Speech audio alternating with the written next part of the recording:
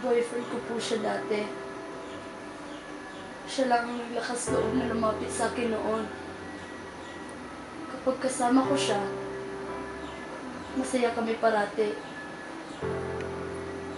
Sa aming kasiyahan, nakalimot kami sa isa't isa at nagbunga ang aming pagmamahalan. Gusto kong panagutan niya ang pagdadalang tao ko. Subalit, naduwag siya. Gusto niyang itago namin ang kondisyon ko.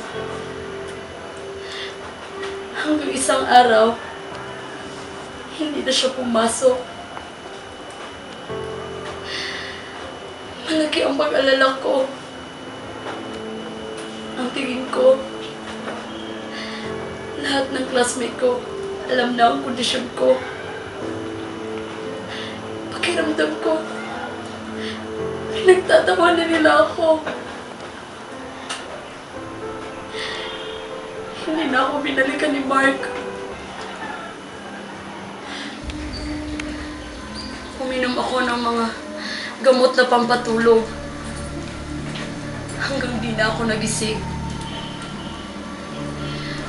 Pero hanggang sa aking kamatayan, di pa rin ako natahimik. Ang tanging alaala ko sa kanya